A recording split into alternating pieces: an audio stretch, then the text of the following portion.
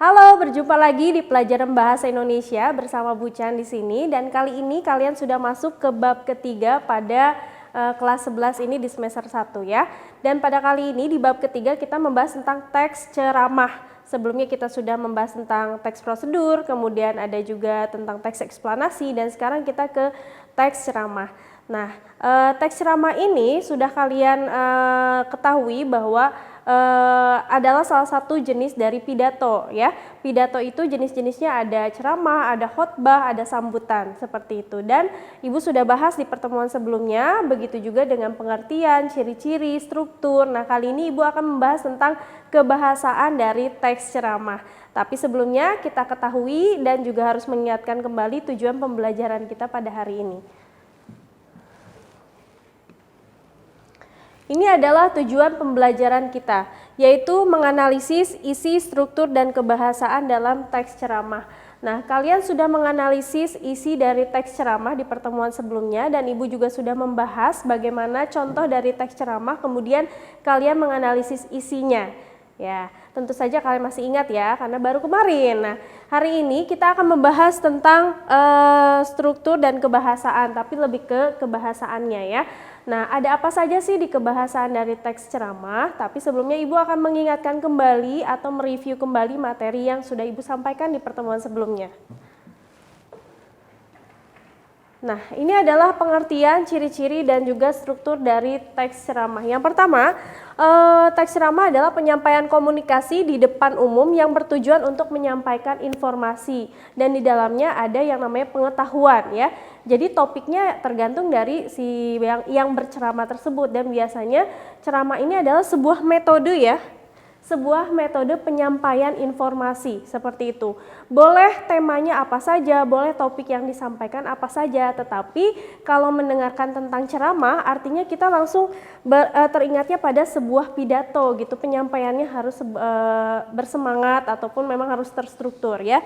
Nah, adapun struktur dari teks ceramah, kalau kalian ketahui bahwa teks ceramah itu ada atau pidato itu ada pembukaan, isi, dan penutup. Nah, pembukaan, isi, dan penutup juga kan harus ketahui bahwa yang pertama misalnya pembukaan. Di dalam pembukaan itu pasti ada yang namanya salam pembuka. Kemudian ada juga sapaan. Selain sapaan juga di situ ada ucapan puji dan syukur, dan dilanjutkan adalah topik yang akan disampaikan. Kalau misalnya di struktur teks ceramah itu bisa disebut juga dengan pengenalan isu atau pengenalan yang akan disampaikan itu tentang apa topiknya. Dilanjutkan ke isi. Nah, di isi ini biasanya ada rangkaian argumen.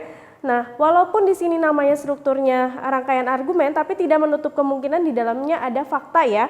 Jadi kapasitasnya ada fakta, ada argumen. Mungkin lebih banyak argumen karena di sini namanya rangkaian argumen.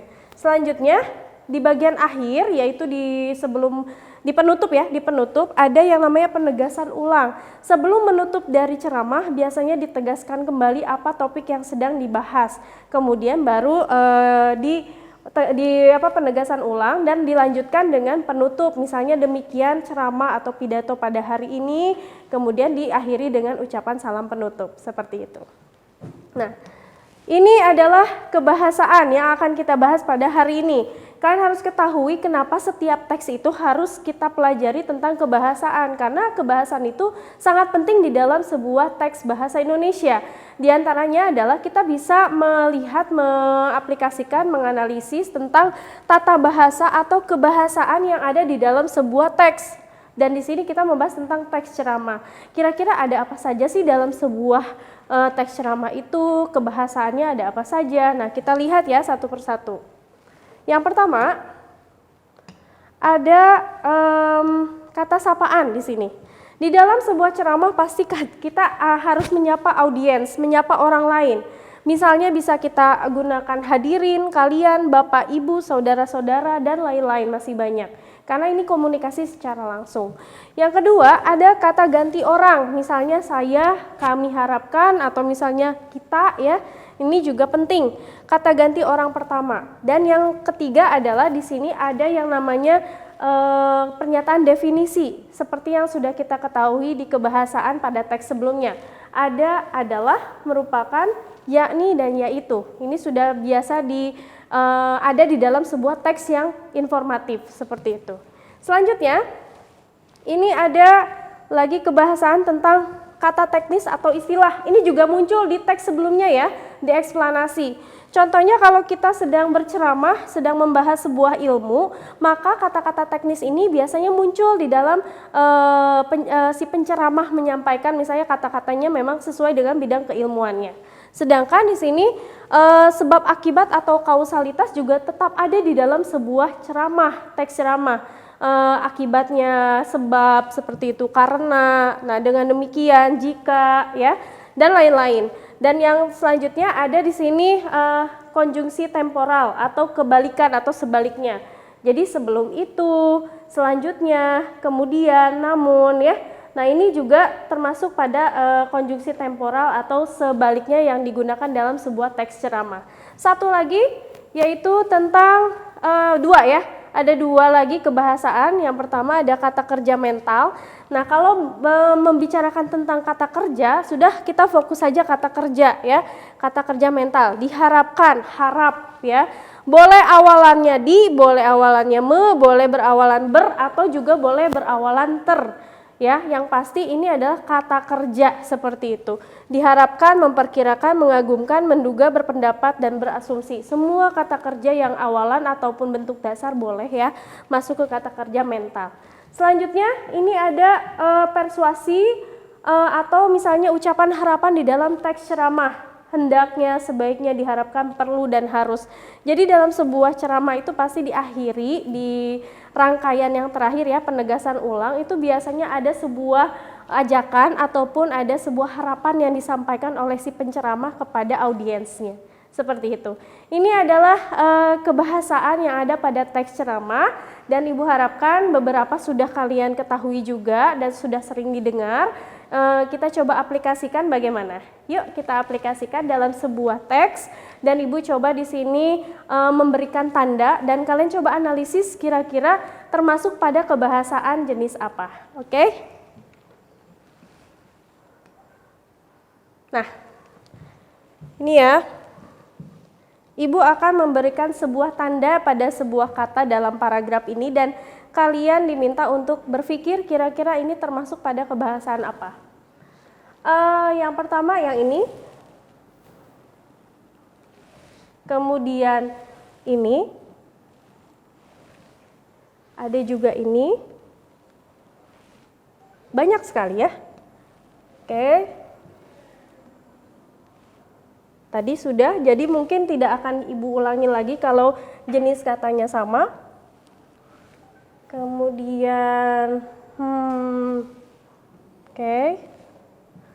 Dah cukup sepertinya. Nah, yang Ibu garis bawahi tanda merah ini kira-kira termasuk pada kata apa, kebahasaan apa coba? Ada yang bisa? Oke. Nah, ini termasuk pada kebahasaan kata kerja mental. Betul sekali. Jadi ini ya contoh-contohnya. Kita lanjutkan ke tanda-tanda yang lain. Oke, Ibu pilih warna dulu. Sebentar.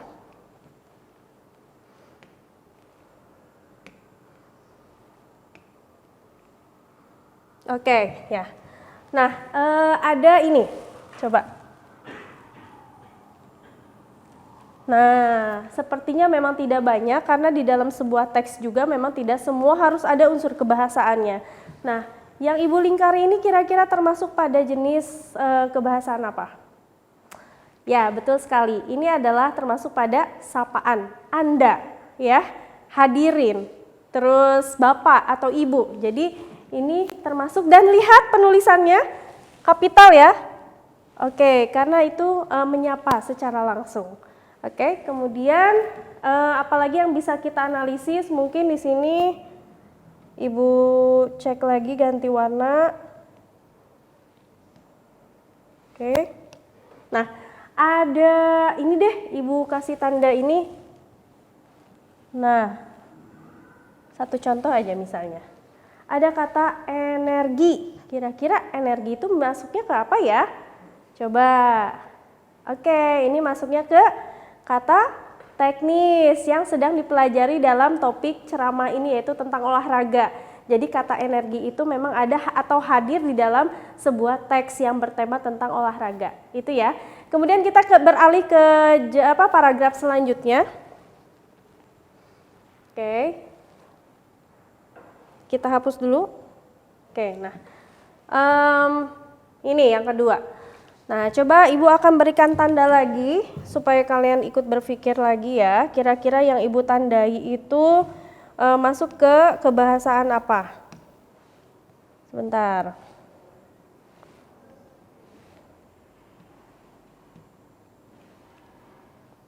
Kenapa tidak bisa dipilih?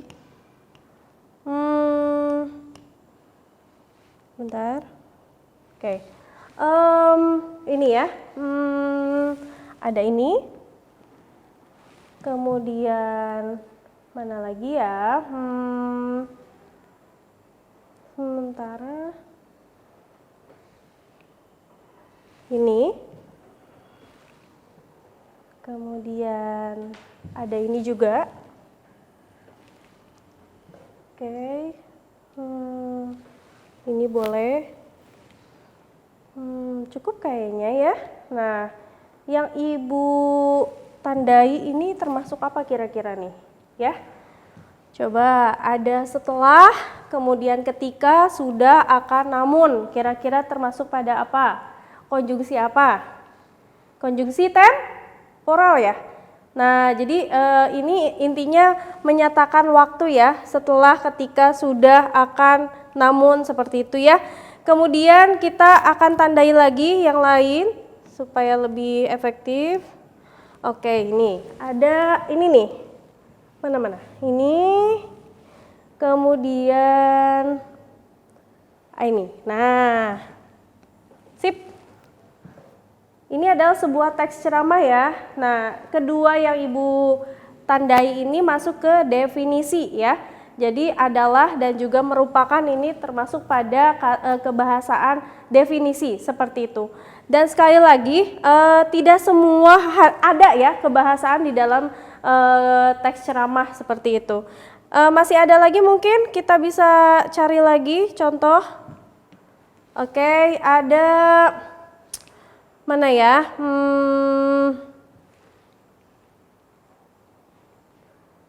Nah ini deh, ada kata ini. Oke, tetaplah. Nah, tetaplah lakukan banyak kegiatan yang teratur. Nah, ini tetaplah itu bisa masuk kepada